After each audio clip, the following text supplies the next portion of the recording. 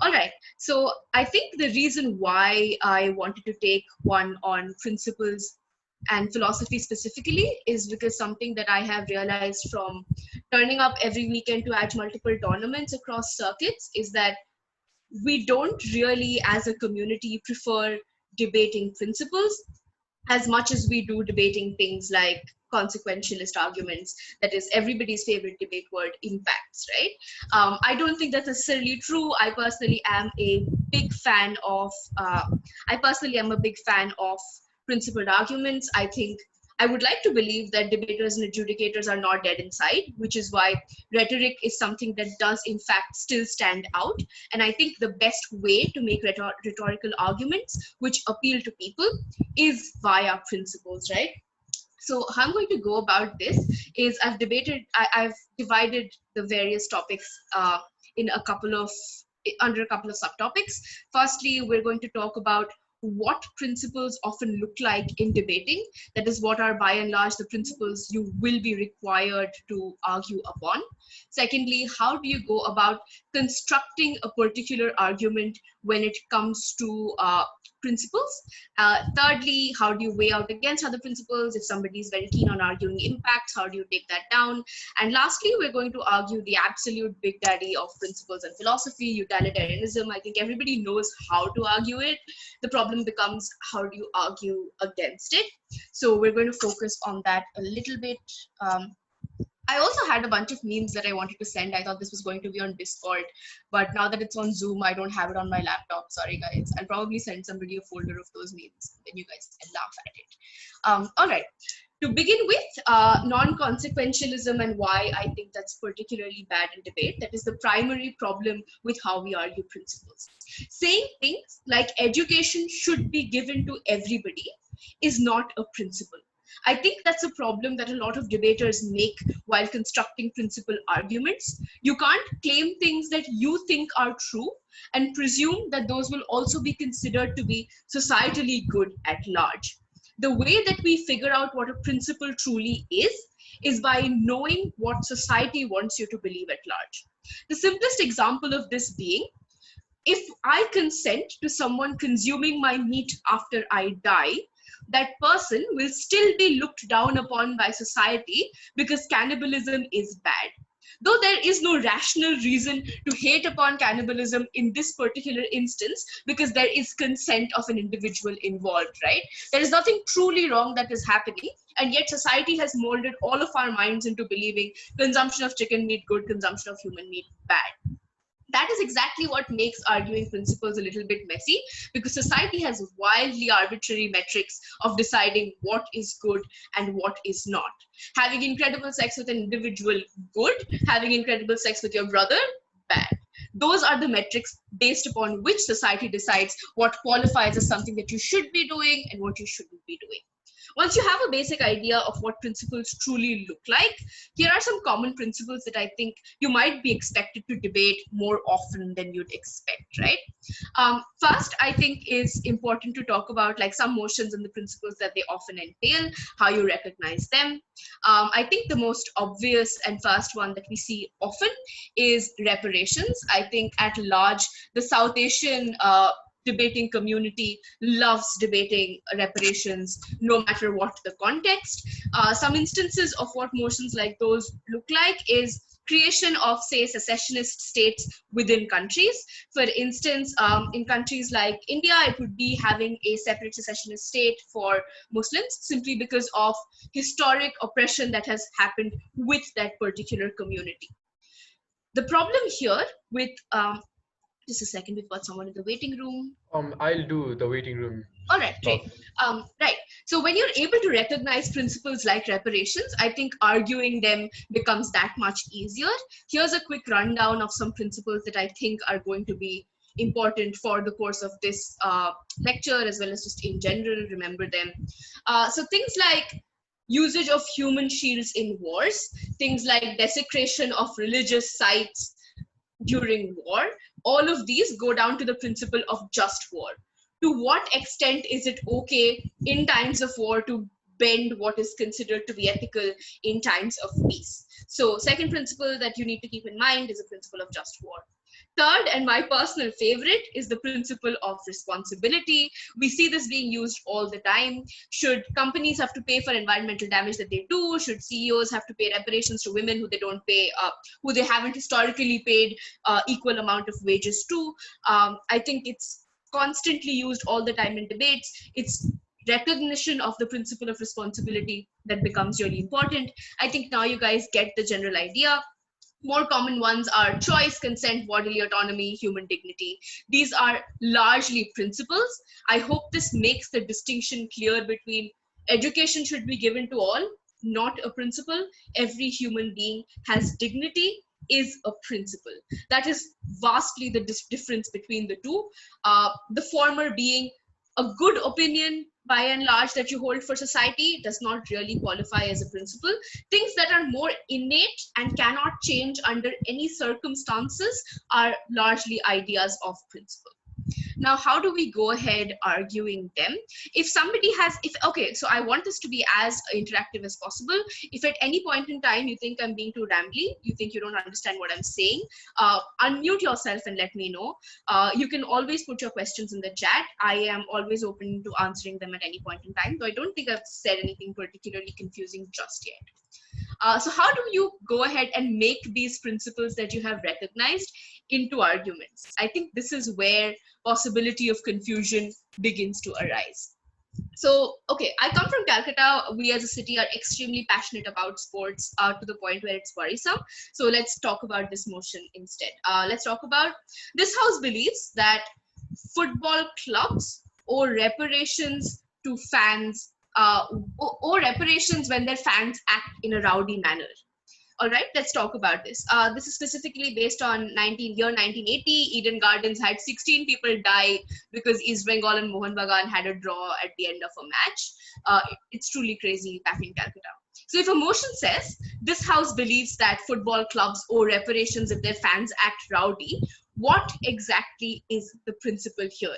It's one of the principles that we've discussed so far. So if anybody wants to answer that, you may do so now. The principles we've discussed so far: human dignity, choice, responsibility, reparations, just war, criminal justice. Yeah. So, okay, I'm so sorry. I have been too fast. All right. So, Saksham, is there anything that you would like me to repeat? Yeah, so Yash, it is responsibility. Good one. Saksham, is there anything you want me to repeat, or do you want me to just go slower from here on? All right. Okay, great. So once you recognize that the principle to be used here is responsibility, that's the first step. The first step to making a principle argument is recognizing the principle. The second step that you take from there on out is basically establishing why that principle is necessarily true. The best way, according to me, to do that, and there are many varying opinions on this, is to find out an analogy for the same. That is, why exactly is responsibility often given to people? Firstly, it's because of things like, if I benefit from something, I probably have a responsibility towards ensuring it doesn't cause other people harm. Second reason why responsibility is often given to people is because if they're negligent. Responsibility is largely a principle on those two grounds. For instance, if we were to talk about the first, that is in terms of benefit, how you establish responsibility in this regard is talking about football clubs directly benefit from club rivalries. That is, you sell more merch, you sell more tickets if there exists a constant rivalry between clubs. That is the reason why, okay, so Real Madrid constantly goes ahead and benefits from their rivalry with Barcelona because fans from both ends want to come watch these two giants compete against each other. They sell more merch in the run-up to matches against each other as probably they would have against some random smaller club, right? Given that there exists a direct benefit here happening to the actor, that is the football club, it is easy to then go ahead and say that you should be holding these football clubs responsible for their actions. The second principle is largely negligence. This is wider and more commonplace in responsibility debates. I think the way that you go ahead and I think this is also the easiest way to establish something like responsibility. It is talking about the wider idea that because they were negligent, they should be made to pay. For instance, if you are coming to watch my match in my stadium, it is my responsibility to ensure your safety. Given that I have not been able to do that, not only does the man who inflicted harm upon you owe you a responsibility, but I also owe you a responsibility because you were within my territory and I was not able to ensure safety as I was supposed to. Given that you have now been able to establish more commonplace ways to link it back to what the true principle was. So here, the football club is responsible because one, it benefits from the rivalry that it perpetrates amongst the fans, and two, because you were in the premises of the football club, you were caused harm, therefore now they owe you reparations because they should have been more responsible for your safety while you were on their turf. Those are the two more commonplace intuitions that you give to people to prove that the principle of responsibility truly does exist. The third and final step then becomes to be able to prove that there truly is going to be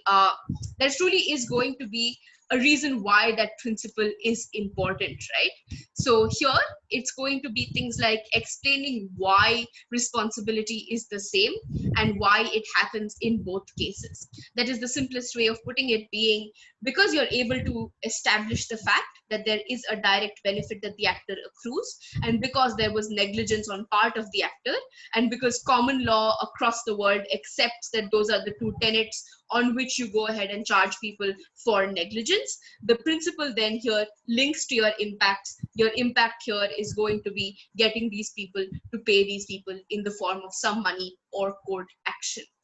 Therefore, anybody who now goes ahead and tells you principal arguments don't stand because they don't have impacts, you can tell them they are wrong. Every principle eventually will lead to an impact. It's just a thought activity of trying to dig deep and figure out where exactly is that impact going to come from. Let's talk about a more commonplace example. I think everybody has seen Bosio's infamous almost WDC 2016 Thessaloniki finals, the one about the global poor, right? The principle that he's trying to establish in that speech, wait, I'm just going to quickly paste the link of the Bosio speech here in case, if you've seen it, you're probably rolling your eyes at it being brought up at a lecture again. If you have not, you most definitely should see it, regardless of how infamous it might be. Fact remains, it won him WDC, and I still think it was an incredible speech, simply in terms of master oratory that happened there. If you want to learn how to run principles just on the basis of one speech, it's got to be this one. Just give me a sec. I will post the link here.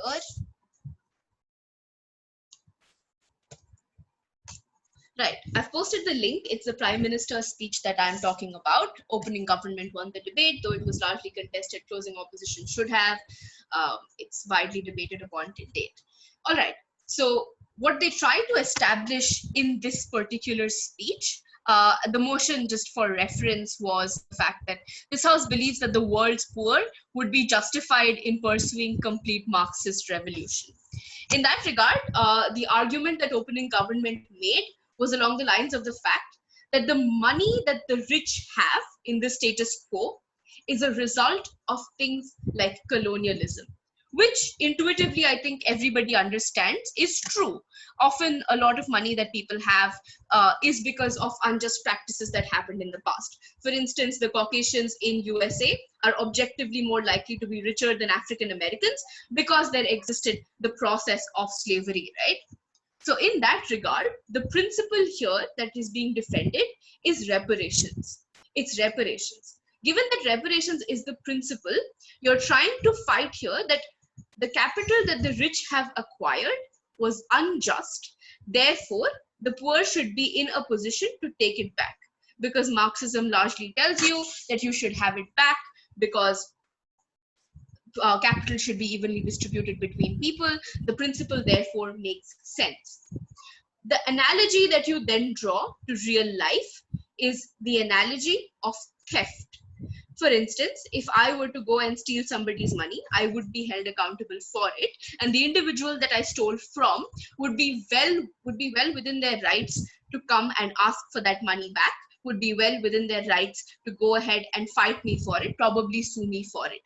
Given that it's fair for us to go ahead and ask thieves to be accountable, why is it not the same case for people who were colonizers, for people who were basically slave owners? If you're able to establish the link between these two things, that is firstly what the motion asks you to debate, and secondly what the wider analogy is going to be in the status quo, a more relatable thing, for instance, like things like theft or negligence, you have your intuition pump with what the motion asks you to argue.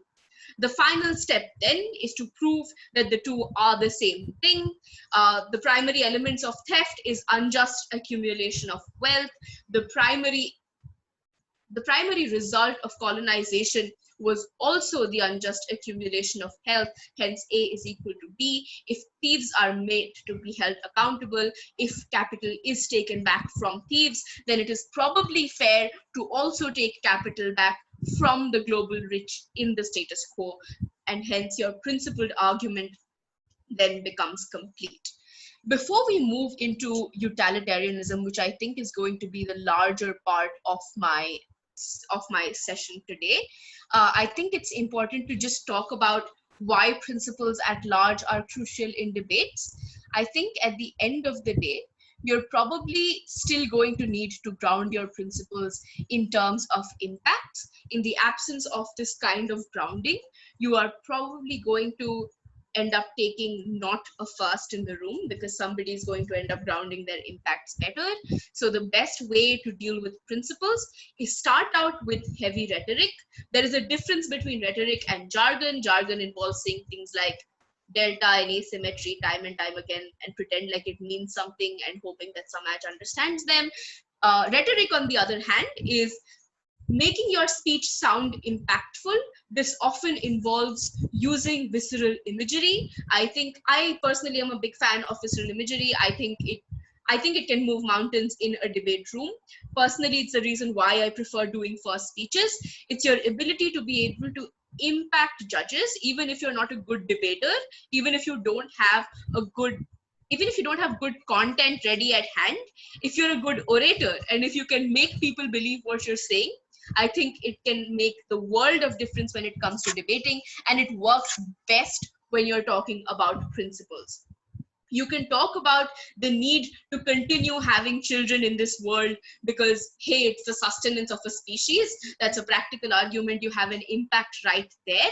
And yet talking about families and simply what it means having somebody who is going to be your social support structure no matter what you do, the reason why you need parents to constantly care about you, to have a wall of protection regardless of where you go wrong in life, still more likely to be impactful in a debate, because everybody is likely to understand the value of a family more than they are the value of just continuously procreating to have progeny that's going to continue for time immemorial.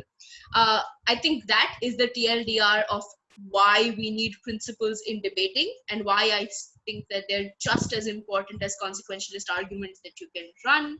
We will now be moving on to the more extensive part, that is utilitarianism and how to take it down. If anybody has any questions so far, and questions include if you have motions where you think principles should have been run but were unsure as to how to run them, if there is any particular principle that you want to talk about in terms of how you think that's a principle that is hard to argue against or hard to argue for. I don't think there is any undefeatable principle that exists. I would be happy to talk about them now, or you can just put them in the chat. You can unmute yourself and ask now. I had a question. Yeah. So oftentimes in a debate, what people or what teams argue and what judges give as a feedback is that principles are principles no matter the consequences. And you just stated how every principle is ultimately tied up to a greater consequence or anything such as that. So for example, in a debate about, let's say, China testing vaccine, China is testing its vaccine in its own citizens, over 600,000 of them. The argument seems to be that they should not do this because it is principally wrong to risk someone's life. So how can we argue a principle if principles are principles regardless of the consequence. Right. So I think that's a perfect example. It's a perfect segue for what we're moving on to next, because the principle you want to argue against is utilitarianism. In a motion like that, government is going to argue, look, even if 100 people die in the process of testing this vaccine, if we come up with a vaccine for COVID, you're going to save 1 million lives at the end of it. Hence, pain of few should be less than pleasure of many. That is the principle of utilitarianism, right? And okay, so which side do you think is difficult to argue? Did you think gov was hard to argue, or op? We can move forward that way. I think utilitarianism is easier to argue. Yeah, hands down, utilitarianism is easier to argue, which is why we're going to talk in detail about how to take utilitarianism down. How about we hold on to that motion, because I think that's going to be super important in the first breakdown of utilitarianism. Just keep that motion in mind. We're going to be discussing that super soon. Let me just open my notes. Just a quick check. Does everybody know what utilitarianism is? I personally did not before I started debating. So no shame. I'm just going to give you guys a quick brush up if you don't know, or we can just dive straight into it. Just let me know. Okay, somebody does not know what utilitarianism is. Great, perfectly understandable. Nobody cares about utilitarianism this much outside of just 5 people that debate. All right, so utilitarianism is a subset of consequentialism.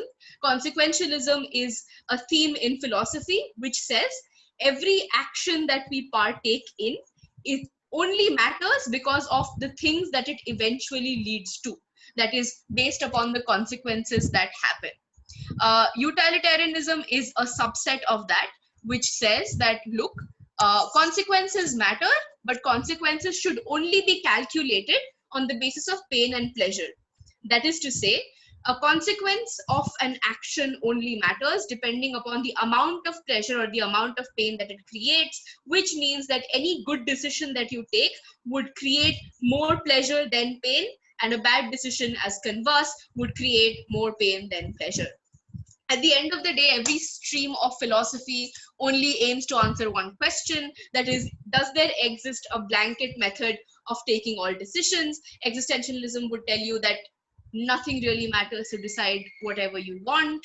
Utilitarianism would tell you, ensure that you give maximum happiness to the maximum number of people. That is how you take a right decision. There exist multiple other streams which would answer the same question differently. I think intuitively, utilitarianism is quite a strong principle to argue against, because utilitarianism is rooted in the deep philosophy that what is best for the majority is probably the best decision to take. And it is very hard to argue against majorities, as would probably be finding a COVID vaccine as soon as possible, as opposed to probably 100 Chinese men you didn't even know would probably never meet in your life. At the end of the day, it seems like the greater good outweighs what is the harm to these people. Utilitarianism as a principle comes from the word utils. It is used in econ by and large. Utils tell you that there exists a measure to happiness. For example, if I as an individual prefer drinking tea to coffee, then the amount of utils that I derive from drinking tea is 10, and the amount of utils that I derive from drinking coffee is 5. It sounds absolutely made up and like a fairy tale, but that's largely what economics is. It's just that we decided to assign certain numbers of happiness to certain commodities over the other. Utilitarianism tells you that if at the end of a decision, the utils that you gain positively, if they are more than negative utils that you have out of unhappiness, then that was a good choice to make. If somebody still has questions about what utilitarianism is, now would be the time to ask, because after this, it's going to be a little hard to go back. You can just unmute and ask if you have one. All right, so I am presuming everybody now understands what utilitarianism is. I'm sure you've seen utilitarianism being argued in debates, even if people have not explicitly said that it is utilitarianism. How they usually frame it is the cost benefit analysis. The benefits outweigh the cost, hence it is a good, hence it is that's the way the motion should sway. All right. with that being said, I personally think there are three ways to break down utilitarianism. Um, all right, so I think before we get into this, there is one video that I would recommend to everybody. It's Ashish Kumar's Super Shiny Principles. It's a 3-hour long video which exists in 2 parts. It sounds like a burden, but believe me, it is worth it. I am also going to post a link of part 1. I am not doing anything from Ashish Kumar's video specifically because I think most people have watched it. If not, you should watch it. I will never be able to do what he does. So there's no point even attempting to take things from his video. I'm just going to post a link here. I was forced into watching this by one of my teammates, and I mean, I'm ever grateful that they did this. Wait a second.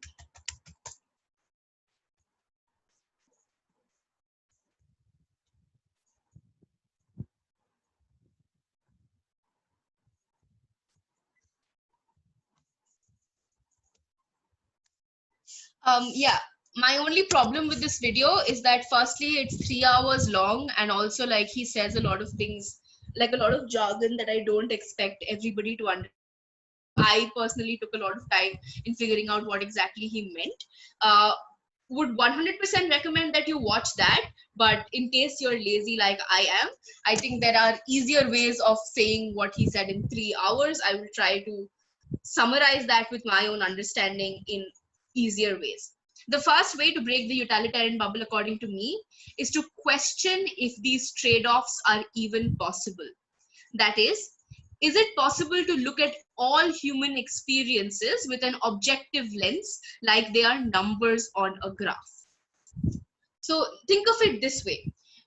Like I said, this comes from economics where you measure things in utils. Tea coffee sounds like it's easy, right? But when the choice becomes more serious, for instance, this is a super common motion. This house believes that it is fair to enforce third-degree torture on terrorists to get information. Intuitively, your brain would say, yeah, that's fine, because utilitarianism. Firstly, these guys are terrorists, so they're probably bad people. Secondly, at the end of the day, it's just torturing one individual versus the possibility of being able to save so many, right? However, on the op, what I think you should argue to take this principle down is to start off with an intuition pump. Go back to the analogies that we were talking about, right? This is where I think the link between principles and philosophy becomes really important. I think the way to break it down is you recognize the principle that government is arguing. The principle that they're arguing is that life of one values less than life of many, which is also the COVID example that we were just discussing. What you do here then is, what if the only way to have gotten information about a terrorist was to torture their 3-year-old daughter who is partially blind? You know that this terrorist is very attached to his daughter. If he finds out his daughter is being tortured, he's going to come out no matter what. So would you then say that it's okay to torture someone's 3-year-old daughter who is also disabled, probably has nobody, thinks that she's an orphan? Would you say it's okay to go ahead and torture them because there exists a possibility that a terrorist might come out of hiding if you do so? I think saying things like that makes it harder for government to then continue pushing the idea that life of one is less than life of hundreds. And the reason behind this is simple. Firstly, the principle that you're then arguing on op is dignity associated with each life. Secondly, because it is objectively more visceral when you're talking about the multiple harms that might accrue to an individual, and you're able to flip utilitarianism on its head when you say the amount of pain that you will probably be causing to a 3-year-old who doesn't understand what is happening to her and probably never will is objectively worse than the possibility of security that you might be assuring for thousands. And thirdly, simply because it's so visceral, it makes judges think that this is not something that I would want to be voting in favor of. Again, rhetoric and principles go hand in hand. I would suggest that you constantly keep that in mind. Let's take up Sirisha's motion now and talk about how this is something that exactly applies to that as well. On government, the case is simple. At the end of the day, we're getting a COVID vaccine. Fuck these 100 people. Our problems getting solved. Millions can go back to their jobs and things like that, right? And yet on op, what you argue is that each of those 100 individuals who are having to undergo this test run and are being made lab rats, each of them have their own unique lived experiences. They have their lives which you will never be able to comprehend. They have their families waiting for them to come back home. The propensity of them ever having children, and these children probably someday being able to save the world. At the end of the day, that is also a possibility, just like these tests which might lead to a vaccine. How exactly do you weigh off one possibility against the other?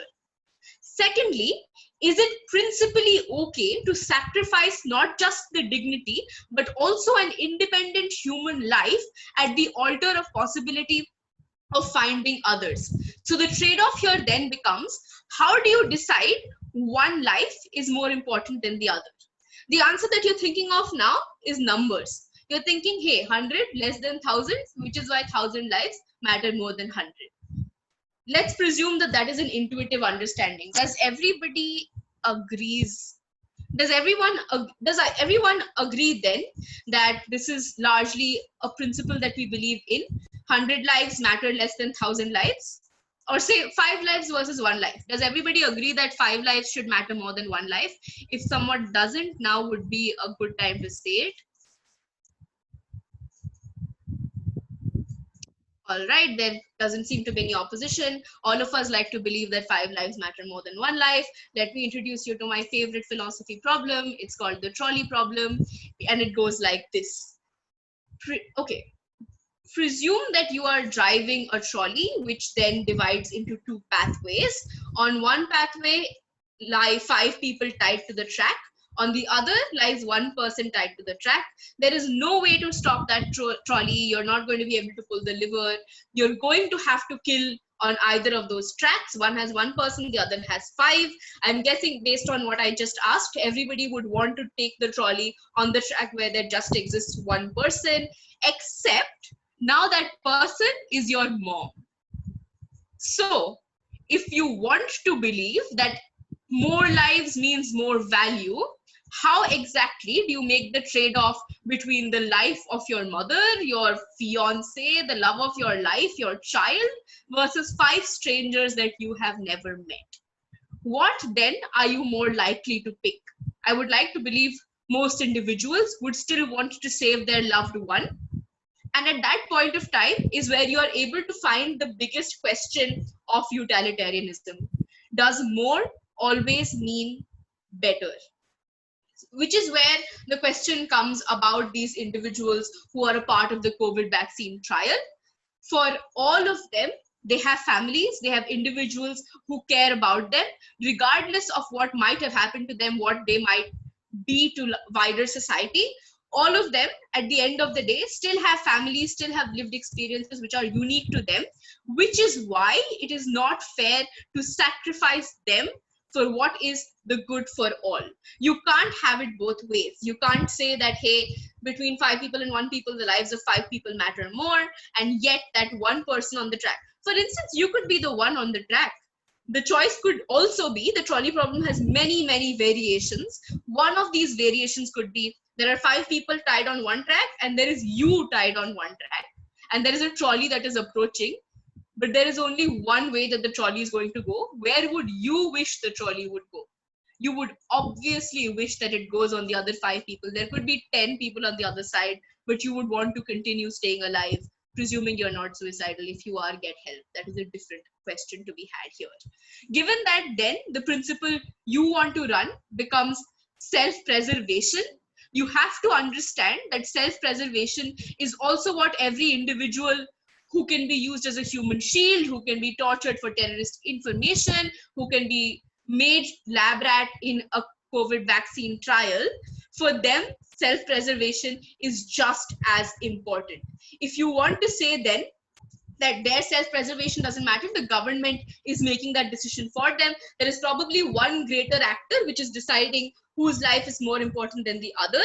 You have to question two further things. One, what gives this individual the right to do this? If it's the government, you're probably going to say something like they were voted into power, so they get to make this choice. But secondly, and more importantly, the question you then ask is, how can they themselves decide which one matters more than the other? Because at the end of the day, you cannot measure happiness or pain in utils, no matter what economics tells you. Hence, the entire idea of utilitarianism is broken, because you truly cannot measure what is the extent to which one individual feels pain versus what is the extent to which an individual feels pleasure. For the 5 people who perhaps lived that day on the track, it just means I got into a close accident, but now I'm alive. That doesn't give them exuberant happiness. It's just a happening in their life. They just feel lucky. Versus the trolley driver who now has to live with the fact for the rest of their life that they were responsible for the death of their mother. That pain versus 5 individuals independently thinking they got lucky in what was probably a coin toss. How exactly do you weigh out where pain lies, where greater pain lies, and where greater pleasure lies? Utilitarianism as a system is broken. You just have to constantly question whether or not that is something that you fall into. That's what I think is the first way, the heading of which is question if these trade-offs are even possible in the first place. If you guys have any questions, unmute and interrupt or put them in the chat. I am keeping an eye on the chat constantly. Y'all please ask questions, or just like let me know you guys are getting what I'm saying. I'm so worried at this point. Okay, thank you, Sirish. Yes, Shruti, it's completely fine. I have a question. Yes. Yeah, all right. When it comes to judgment making about a trolley problem, would you pick a side? Can it extend to machines, or probably like, and what is the moral authority of machines making that judgment? For example, if a self-driving car chooses to kill 4 people outside the car as opposed to killing the driver, what is the principle we adjudicate this on? Because there is no human to place a moral value on that decision. Yeah, right. So I don't think that's true. Okay. So this is how I squirrel out of this in debates when my opposition poses this as a question. And this is something that I debated very recently with regard to AIs. The question was, AIs probably are objective because, all right, so think of it this way. If every police system in the world was given a set of data based on which they can probably figure out who is more likely to find a crime, 2 problems with that. Firstly, the data on which this machine is now going to be based is based on records which have historic symptoms of racism attached to them. And secondly, there are also human beings that are creating the program. AI would, like, regardless of how you're creating the AI, what you're feeding into it, even if it is brain mapping, there still exist human beings who are responsible for it being created. There exists a programmer between every code that is written, which is exactly why no machine can also truly be rid of human bias, is how I get away with it in exams. I am, however, in debates, however, I'm not a science student, but I have yet to come across people who have been able to argue against that. I mean, because I think it's an intuitive way to talk about it, right? Machine made by human, human had biases, hence machine is likely to reflect those biases. That's how I work my way around it, that no machine is truly unbiased if it has AI, because AI comes from human beings. My sciencey friends are on this call, and I'm sure I'm going to get a earful from them about this eventually. But I personally think that that's a fair way to get out of this in debates. Does that make sense, Srijan? Yes, it does. Okay, great. All right. Are there any further questions? Okay, I don't think so. All right, moving on to the next one. Secondly is, also a fun thought experiment on the first argument. If you had a choice between losing your life versus being paralyzed waist down after you got into an accident, what is the choice that you would make? I think utilitarianism becomes specifically easy to break down when it comes to individual life.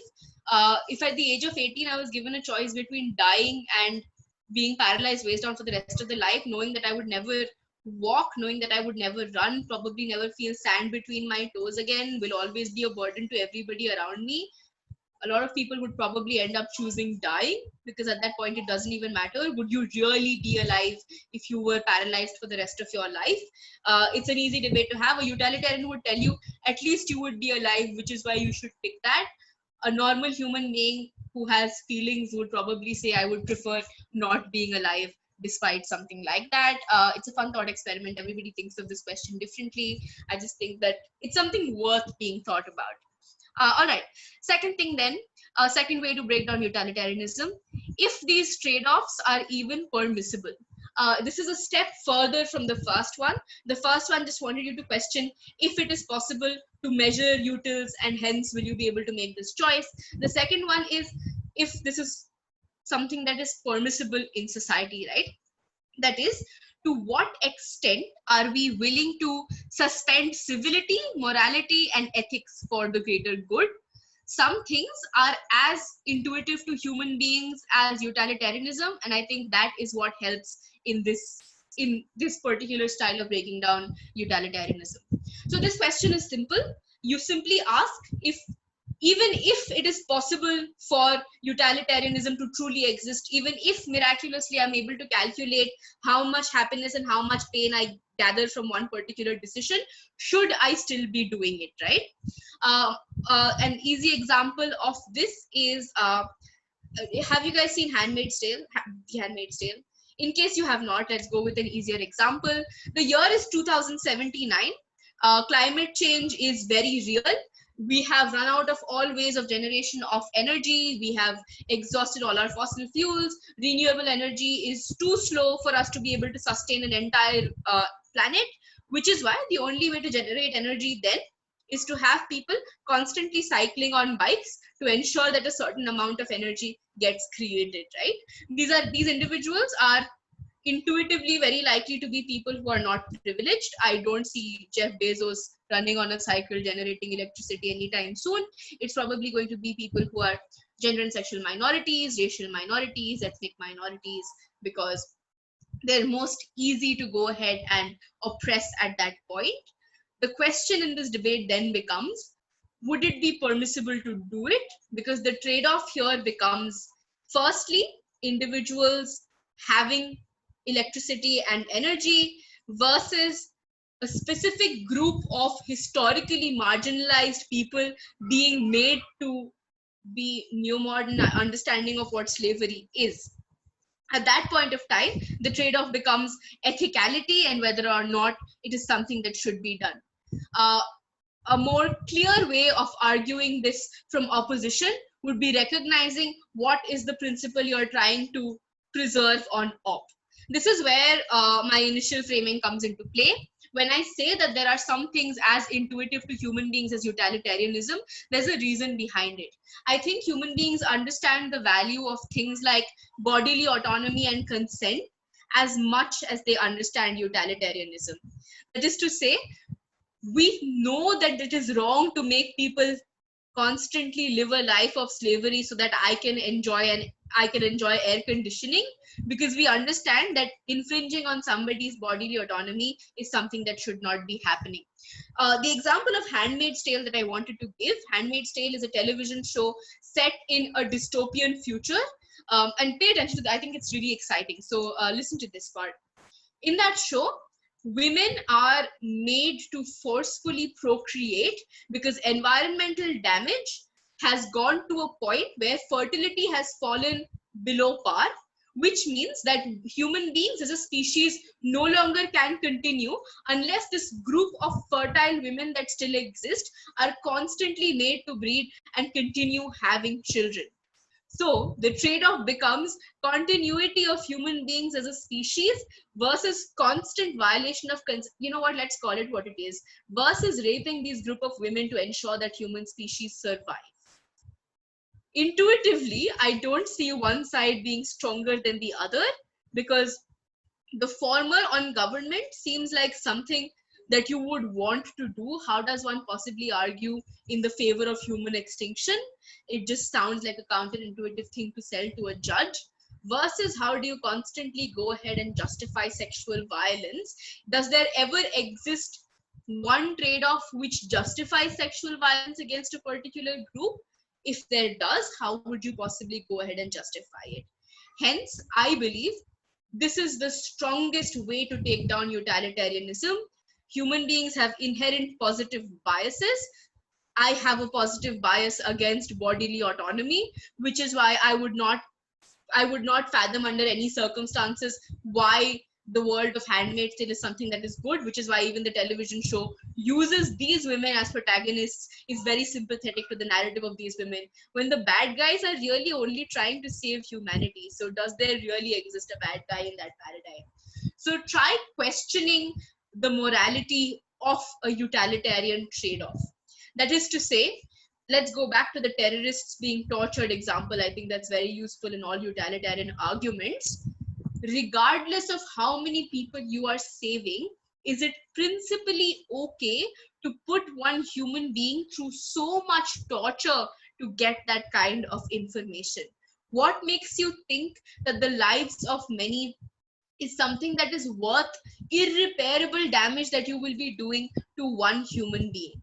I think human life in general is very difficult to weigh out, especially in a 7-minute speech. Hence, it would be very hard to run utilitarianism beyond just an intuitive understanding of greater good being good for everybody. Okay. With that being said, that brings me to the third and final way that I had of breaking down utilitarianism. Just give me a sec. The chat's collapsed. Right. The third and final way of breaking down utilitarianism, according to me, is question to what extent happiness as a metric, or happiness is a metric of ethicality at all. I think this questions the very fundamental of what utilitarianism is, because utilitarianism is simply more happy is equal to good, less sad is equal to good. That is the fundamental understanding of what utilitarianism is. I think a great way of breaking that down is to question, do we value happiness as much as we like to think we do? Let's take a simple example of this. For instance, if X is an individual, if Charles is an individual who meets the love of his life, they're madly in love with each other, they're going to get married, he's absolutely having a dream run. He has a huge group of friends who are constantly super supportive of who he is as an individual. Life has truly never been better. They have never felt more loved in their life. This is what their utopia looks like. Except you, as an outside third-party observer, are aware that their girlfriend is consistently cheating on them with the individual that they think is their best friend, and you go and tell Charles about this. The fact remains that Charles was very happy for those 6 months where he thought that he was in love and had great friends. But would Charles 2 years later want to think back to those times, knowing that there was gross betrayal happening to him as an individual consistently behind his back? That is to say, would you still go back and revisit times where in that moment you thought you were happy, but later found out that you were being fucked over? Most individuals would not, because in their brains, they would constantly keep associating it with the unhappy realization that they eventually had about what they thought was happiness. A very common experiment, which has also been spoken about in the Ashish Kumar video that I posted, is the experience machine thought project. The experience machine thought project says that there exists a hypothetical machine in a hospital. If you hook yourself up to that particular machine, you will experience only happiness for the rest of your life, but it's going to be all a simulation. That is, you're going to be in a machine and you're only going to feel happiness, never a sense of regret, anger, indignation, or any unhappy thought is never going to touch you again. And yet, we as individuals, the study said that 80% would not want to be hooked onto the machine because they want in life real experiences, right? They want to go out there, actually make friends, probably have the happiness of getting their first promotion in person instead of it just being a simulation. Hence, the understanding that came out from that study, the inference of the study, was that happiness is just a byproduct of other things that human beings have in life. This could be sense of achievement, this could be friendship, this could be relationships. Happiness is just a result that you have of these things that are happening to you in life. All of them also involve heartbreak. The path that you want to follow in your ambition would probably mean that you lose out on some free time that you could have spent with your family. It would also be inclusive of you failing tests, trying time and time again. The sheer disappointment of not breaking at debating tournaments, for instance, is something that you have to undergo in the path of following a debating career. But is it worth it? Why do we constantly subject ourselves to this masochism that is life every single day? If happiness is something that we want, for instance, every weekend that I don't break at a tournament, I think that I shouldn't have done this tournament in the first place. I should probably not be debating at all, because if I did not debate, I would not know what the heartbreak of not breaking at a tournament is. And yet all of us continue debating because we want the experience of it. We want all of it. We know that there's going to be heartbreak on the way, but probably someday when we're eventually going to get good at it, the benefits are going to be worth it. Utilitarianism would tell you, fuck that. Why would you face so much pain for the possibility of eventual pleasure? And yet we as debaters, every single weekend of our lives, we prove that that's not true. So I think utilitarianism is really not all that it's made out to be. We argue against utilitarianism in our daily actions every single day. The fact that all of us have ambitions, for instance, if you want to go to an Ivy League college with an acceptance rate of 16%, you probably know that you might not even get in, and yet you are going to try, because what if you manage to get in? So this constant undying hope that exists within human beings is the most direct challenge that I can think of to utilitarianism, because it makes you wonder whether immediacy of happiness is truly as valuable as utilitarianism believers would have you believe. And I think the simplest answer to that is no. And that is the reason why human beings value real experiences versus being hooked up to a machine, which would make you feel happy for the rest of your life. Maybe happiness is not the biggest metric by which ethics should be judged. That is all I had. A quick brush up of that would be: principles are important in debates. Use visceral imagery, especially while arguing principles. The anatomy of a principled argument is first, recognition of the principle. Second, drawing an analogy to prove that that principle is true. Thirdly, linking that analogy to the principle, proving that they're the same thing. Hence, A is equal to B. After which we moved on to utilitarianism as a principle. We understood what utilitarianism is. It comes from the principle in economics, which says happiness, pain and pleasure can be measured. If you can measure pain and pleasure, it means that you can weigh off between the two, and any decision is the right decision if it gives you more pleasure than pain. That is the basic principle of it. We widely agreed that utilitarianism sounds fairly easy to argue in favor of, because it fits in with our intuitive bias of the greater good. Then we discussed 3 ways of taking utilitarianism down. Firstly, question if these trade-offs are even possible in the first place. That is, if it is possible to look at human experience with an objective lens, like happiness and sadness are just numbers on a graph. The example that we use to ensure that that's not something that we usually do is third-degree torture, terrorist daughter. Second thing that we figured out, second idea that I had of breaking down utilitarianism was to question if these trade-offs are even permissible in the first place. That is, if ethically and morally there are some trade-offs that you can make, which is where we spoke about how there are some understandings that are as fundamental to human beings as utilitarianism is. These are understandings of bodily autonomy and consent. We spoke about Handmaid's Tale. great recommendation. You should watch the show. We spoke about climate change in the year 2079. Would it be okay to have a new post-colonial understanding of slavery to ensure that generation of energy continues, which seemed like a wrong thing to do because you were violating consent of many individuals. And if you agree to saying that cycling to create energy is forcing people to cycle to create energy is right, you're also in a world agreeing to slavery being okay, which is why, again, counterintuitive to put forth two edges.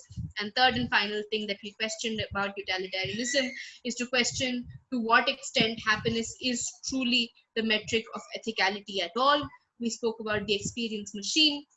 We spoke about looking back at memories which in that moment we were happy in but became extremely bitter because of realizations we had after, how human beings often do not like revisiting it even though they were happy in the first place, which makes us think that maybe happiness is not all that we're out to get. Maybe real human lived experiences is where the value of ethicality truly lies, which is why it's probably not a good idea to toss up all of that for a vague idea of what happiness might eventually be. Yeah, I think that summarizes most of it.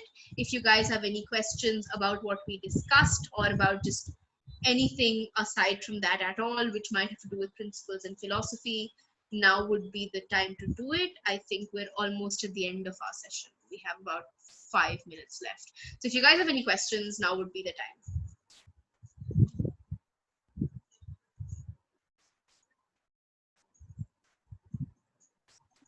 time. What's the general way of making a principal argument? Meaning that in a consequential or a impactful argument, there is a set of format that we can follow leading up to an impact. What's the format of a principle? Right. So the way that you do it in a practical argument is assertion, reasoning, example, the ARE method. How you do it in a principle argument, on the other hand, is first recognition of principle, state what the principle is. Secondly, draw an analogy as to where that principle applies in real life. And thirdly, talk about how those two are the same things. So a breakdown of that would be, this house believes that the global poor should go for a Marxist revolution. The principle to be established is retribution and reparation. Secondly, you talk about where this happens in real life. For instance, if I steal from you, you have the right to take the money back from me. That is principally accepted to be the good thing or the right thing to do. That's why we have courts in the first place. And the third thing is to prove that the two things are the same. The reason why the poor in the status quo are often poor is because of things like colonialism, capitalism. The privileged constantly keep them in their place to keep their position of power with them. That's exactly what thieves do. They steal. It's an unfair accumulation of wealth. That is what is common in both things. Therefore, if you're allowed to get your money back if somebody stole it from you, you should also be allowed to get your money back if you were colonized and somebody stole your riches. So the 3 steps in a principle argument then would be recognition of principle, drawing of analogy, proving that your principle is the same as the analogy. Yeah.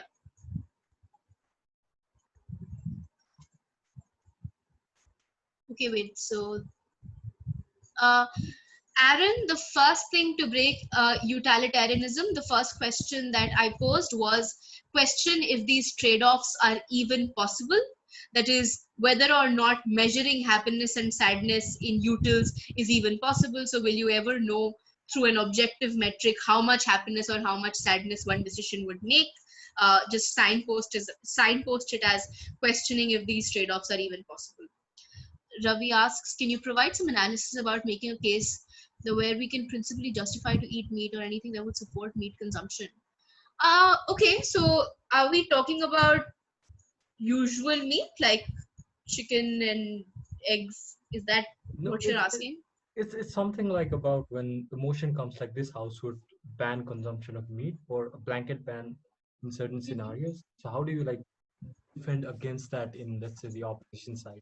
Okay, so so this is the veganism debate, right? That we should not consume meat for XYZ reasons. Government would argue 2 things. Firstly, it's just cruel violation of consent, we are murdering people, that. And secondly, they're going to argue the environmental harms that often accrue because of it. Fairly easy to argue against both. Firstly, if this is going to be violation of consent, and this is a very interesting argument, all right? Okay, let's do this in two parts. Firstly, is this really twisted, nuanced argument, and then the more basic one. So the first one that I had in mind was, if you cuddle a dog, the dog does not consent to it. If you cuddled a human woman without her consent, you would be charged for molestation.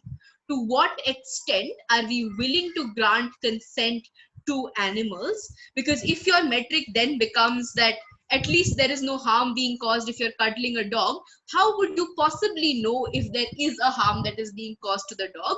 Hence, if you want to argue consent for animals, till what extent are you willing to stretch it? Are you saying individuals should just not have pets at that point because a pet did not consent to being your pet? That just sounds like a silly thing to do. And secondly, and a more common argument to run against consent of animals is the food cycle. Okay, so then against the food cycle, the argument becomes, but human beings have more brain capacity, hence they should understand. Except monkeys also have really high brain capacity. Monkeys will kill and eat when they absolutely have to. You cannot have different ideas of consent. If a lion kills and eats me, I will bloody well shoot a lion back. You can't expect me to just bow down and say I am the more sentient being, hence I will let this lion to consume me, because I don't hurt animals under any circumstances. Secondly, you argue my choice. If I want to consume meat, absolutely nobody can stop me from doing so. I think meat is delicious, hence I will continue to consume meat. I, as a human being, have the right to enjoy my life to the best of my ability.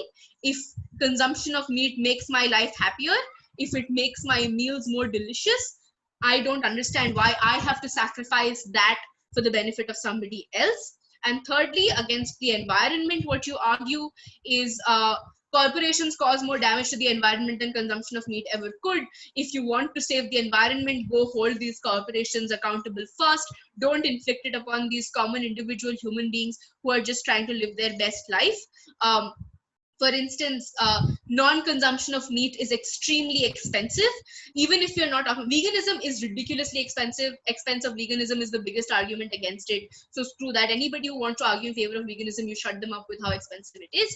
If vegetarianism is what they're pushing for, talk about how even then a lot of people, it's easier for them to access meat that they consume. It's just cheaper because of how abundant it is. And why should you be made to force your eating patterns because of this? Also talk about religion and culture and how some of them demand you to consume meat. If it's not fair for people to be forced to change their religion for other things, they shouldn't have to for this. For instance, in Bengal, it is literally religious practice to consume meat on Dashera, the weekend of Dashera. It's something that the rest of North India does not do. It's not something that they comprehend. The most of India for Dashera is pure vegetarian, except people in West Bengal for some reason. Except you can't force us to change our religion, because then religion becomes a much bigger debate on what grounds is it justified. Nobody in 7 minutes of speech is going to be able to do that. Even if this is an APD or like Australs, they'll have 24 minutes. 24 minutes arguing against religion is not enough. We've been doing it for centuries. We've not come to consensus. They will not be able to convince a judge that throwing away religion for something like this is worth it. Which is why these are the broader arguments that I have in mind for how you can debate against religion. Principally, it's choice, it's religion, and consent. Yeah. I have a question on that. Mm-hmm. Yeah, go for it.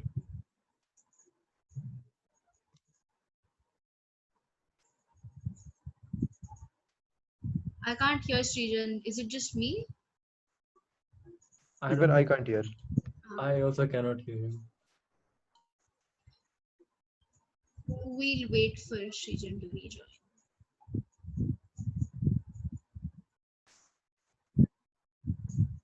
Meanwhile, if anybody else has a question before Srijan comes back to us.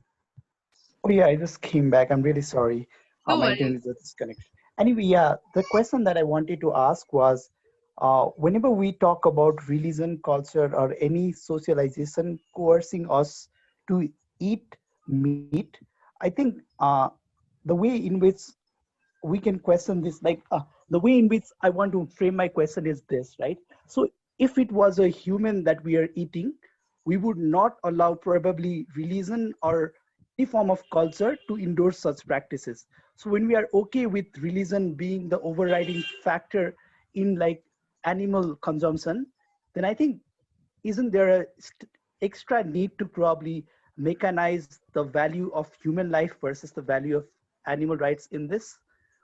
Or Right. So can that is also in fact a subset of consequentialism. These are people who don't identify as utilitarianists, they call themselves prioritarianists. That is, some things should matter more than rest. For example, the way that I've seen this explained is, would it be okay to torture one individual so that we can continue having chocolates for time immemorial? Is consumption of chocolate a big enough benefit to have at the cost of one human being's torture? Intuitively, no. Versus things like getting the COVID vaccine versus one individual being tortured, you would probably say yes to that, because it's one versus like 7 billion people on earth, right? Similarly, there exists degrees to which you can justify certain things. Religion asked us to burn widows at the pyre. We were able to overrule that. But religion also asks us to do smaller things like praying to a picture that exists. And yet we're like, fine, we'll do that, but we'll probably not do this. These are choices that we constantly make. So I think cannibalism is, like I started out saying, cannibalism is intuitively something most human beings disagree with because of societal conditioning. So it's a lot easier to talk about how religion should not supersede human life, because that's what we have been, that's how religion has molded over time. However, animals, on the other hand, I think it's a lot easier to argue that we should consume animals, simply because what are you going to stop? What are you going to do to stop me? It's murder if I kill somebody else and consume them because of cannibalism. And yet, because of how normalized consumption of meat is in our everyday lives, I think it's a lot easier to just appeal to people's intuition and make them see that this is something that is probably going to be considered as acceptable, simply because of historical value, how commonplace availability of meat is, and thirdly, largely because the food cycle and scientifically how it is something that stands. Like, for instance, if there were some animals who if we did not consume, a part of the food cycle would then collapse, and that would not be okay for the world at large. So I think on those three grounds, you can still substantiate consumption of meat. It's a little harder to push for consumption of human beings in that regard.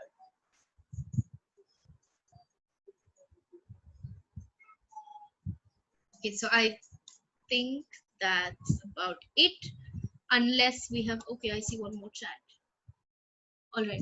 There is shaming of meat eaters. Some vegans shame meat eaters as petty criminals. What is the counter analogy for this? Yeah, Saksham, sorry, I just saw this. Right. Okay, yeah. All right. There is shaming of meat eaters. Yes, that is true. But I think there is also shaming of vegans. I personally haven't seen vegan pages which are not constantly being trolled. But all right. So the counter analogy for this, I'm not sure what you mean by that. Could you clarify your question? What do you mean by a counter analogy for veganism?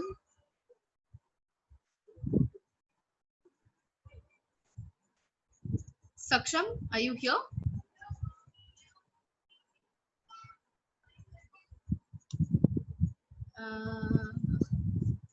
I don't know how to answer this. You don't clarify, buddy.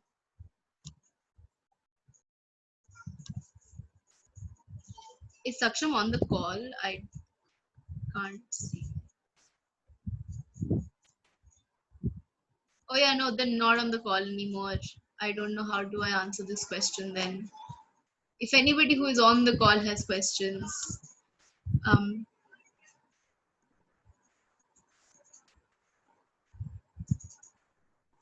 okay, so you mean a counter argument for Saksham? Can you unmute yourself?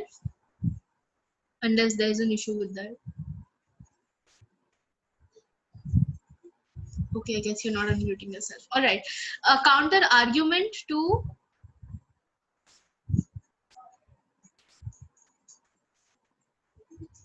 meat eaters being petty criminals. All right. I think it's still similar arguments. Firstly, veganism is hella expensive. Buying soy milk instead of normal milk. I think the price difference in India is about like 22 rupees per packet. That is not a difference that everybody can afford in their everyday lives in something that is as commonplace as milk.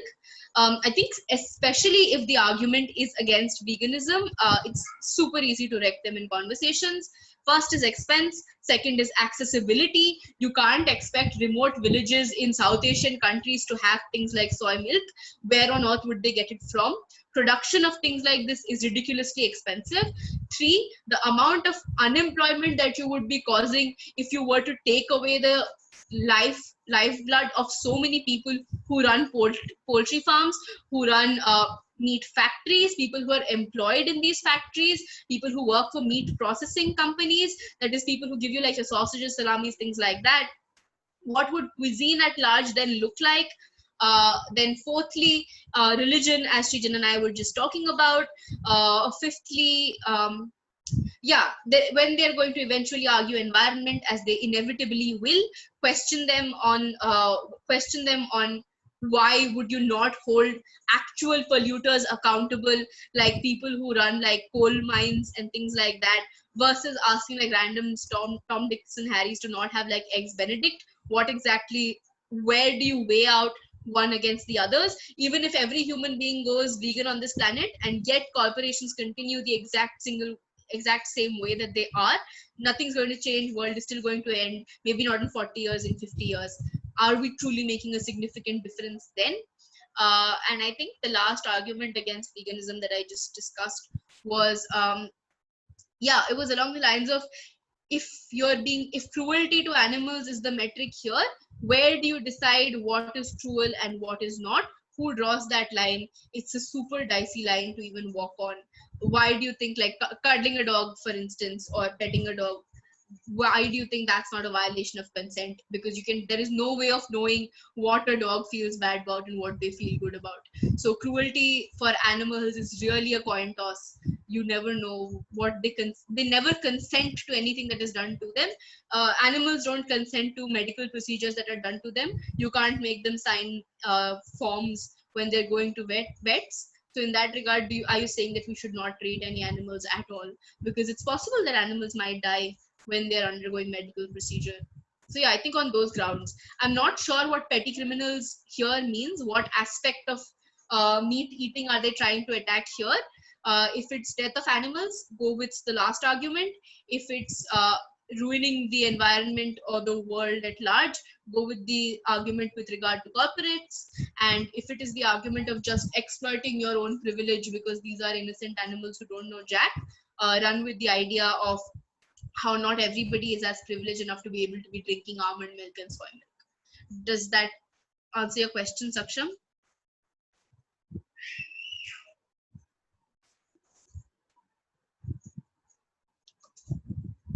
I don't see them typing anything else. I'm going to hope that answers your question.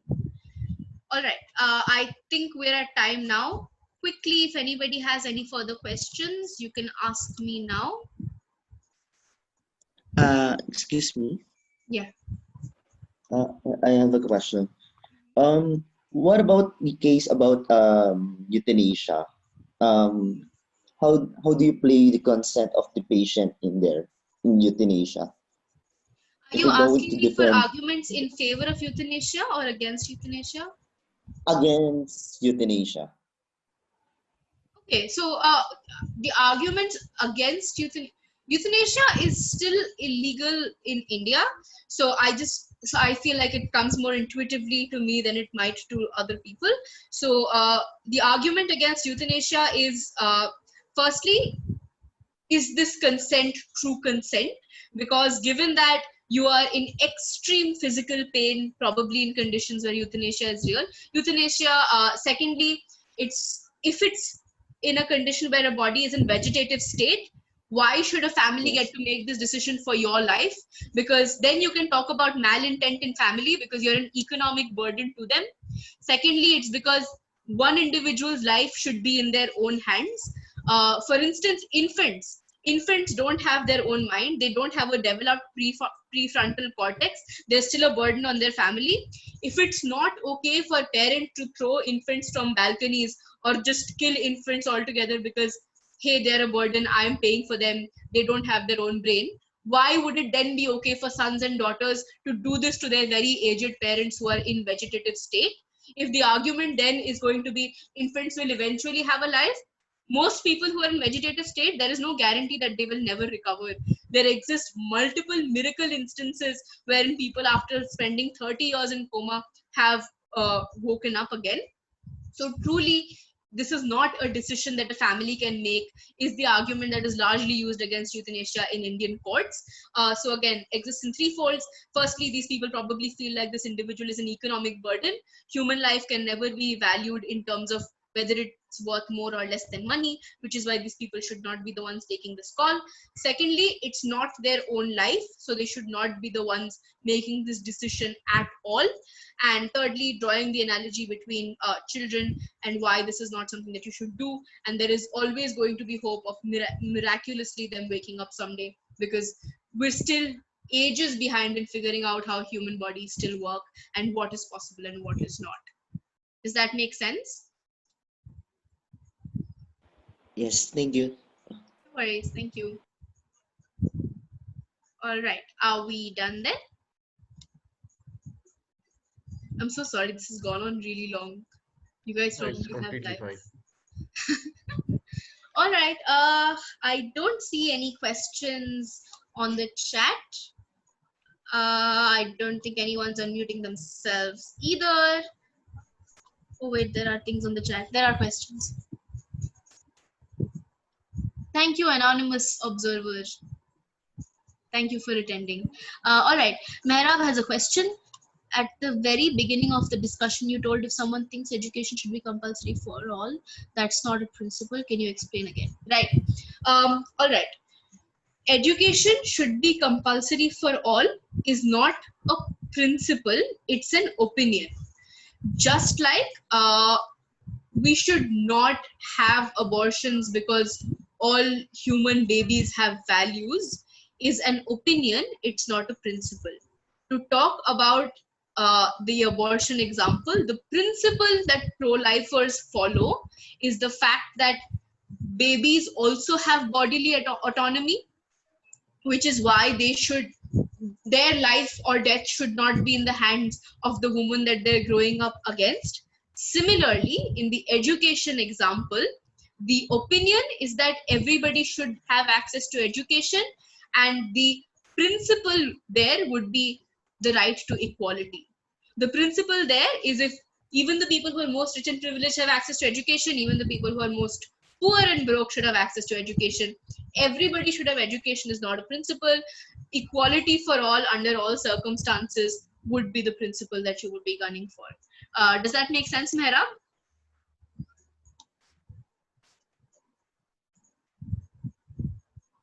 Sirish, have your server muted people? Why is nobody talking, dude?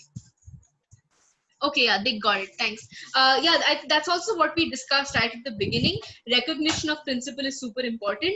It's something that we always mess up with. There are things that are largely believed to be true and good, but that doesn't make them principles. You still have to question largely good beliefs to get to the root of what the principle there is.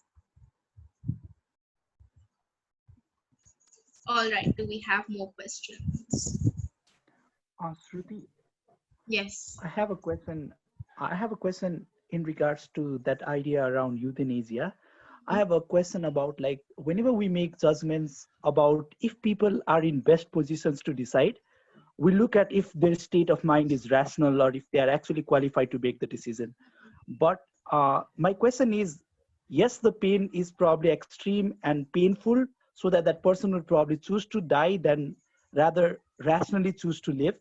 But is it still not a, it is an irrational decision, but is it also an illegitimate decision? Because the idea is nobody else feels the pain, and no government or no one else can fast forward me to a point in time when I don't feel that pain if that occurs in the future. So why Yeah. is it that yeah. Peter, I just have a question. Don't unmute just yet. I have a question.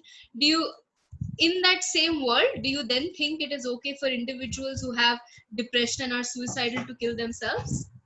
Because the government or Yes, no right. doctor can fast forward them to a time where they won't feel that pain. In that moment, only they truly understand the hollowness and darkness that exists within them. They think it's the end of their world. Thirdly, even if they are not completely consenting, even if they're not completely rational, it's still their life and still their choice. It's just like an Yeah, I think, analogy. yeah, this is the same argument I like borrowed from a debate about this house should allow suicide. So I think the idea is like, should people be allowed suicide? Because if the pain is really personal to them, and yes, it is an illegitimate and like it is an irrational choice, but if there is no way around it, is it an illegitimate choice as well? So right, this that is I about think, yeah, I think the answer to that exists on two levels. Firstly, you can't legalize suicide because of the legal ramifications that you will have of it. That is, people who are most inflicted with making hot-headed decisions are the people who are the youth. This is I hate to be talking about a practical argument in this lecture, but this is the most practical argument to why suicides are not legal. The people who are in their like between the age of 15 to 30, you are most likely to make hot-headed decisions. You got dumped, you'll kill yourself. Failed an exam, you'll kill yourself. You probably don't say shit like that after the age of 30. If you were to legalize suicide, the possibility of this happening increases, which means a country ends up losing the most vital demographic that it possibly has. These are your future working generations. These are the people who are going to be the future of your country, get your country Nobels, laurels, things like that. You can't have them die.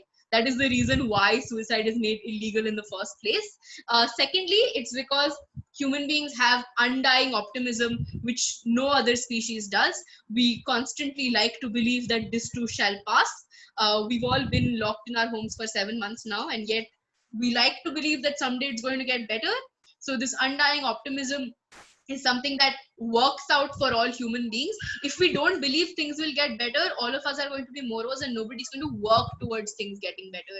That is, if everybody who is African American gave in to their plight and just thought that, hey, this is my life now, there's nothing I can do to fix it, nobody would turn up at Black Lives Matters protests every single day despite police curfews, despite getting beaten up, and therefore no social change would ever have happened. And thirdly, on the idea of why this is something that we should continue doing, is because, yeah, consent. Thirdly, even though I think consent is the most common argument that is made in the favor of suicide, that you're not in your rational state of mind, which is why it's not a decision that you can take for yourself, I still think like there are more important arguments to be made there. Consent has just been made like stock argument when it comes to this. Yeah, those are, I think, the broad arguments against why suicide should not be legal. One, practical. Two, principle. Wait, there's something in the chat. Yeah, that makes sense. Thank you, Shruti. No worries. Follow up with the abortion stuff. How can we define body autonomy of the fetus if they don't have the concept of consent? I don't think having a concept of consent means that you're liable to being violated. Okay, let's look at it this way. I just said a lot of words which didn't make sense. Sorry. Right. If there existed an individual who was brain dead. Sorry, was someone saying something? No. Okay. All right.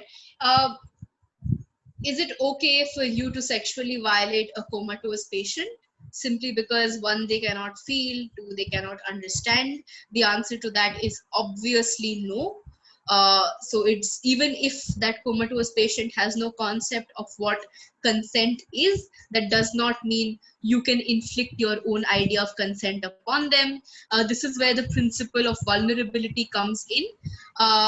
All human beings, because we are more sentient, we have a responsibility towards protecting those who are more vulnerable. Bestiality is illegal because it's not okay to sexually violate animals who can probably never fight against you. You will always have the upper hand in that regard. It's not okay to impose or inflict your will upon infants even though they cannot consent or not consent, simply because their prefrontal cortex has not developed at that point. Just like pro-lifers believe, and this is not a view that I endorse at all, pro-choice 100, but pro-lifers, their argument principally is the fact that, so what if a fetus can't consent to, if a fetus can't consent to being alive? That is, if your argument is that I created the baby, which is why I can kill it, but the fetus didn't consent to being made, and yet you made it, hence you have to continue with the lifespan that the fetus has. That is specifically, uh, you you can define a bodily autonomy of a fetus even if it cannot consent, just like comatose patients still have bodily autonomy and dignity, just like infants and dogs and cows, everybody has bodily autonomy. You cannot violate it, it is still illegal even if they cannot consent, especially if they cannot consent, because that makes them specifically vulnerable. It's like robbing somebody who is blind. Like, you owe an extra responsibility to them because they're disadvantaged, to ensure that they're protected and equal in society. So even if they cannot, like, just because they can't protect themselves, there's an idea of an additional responsibility to that.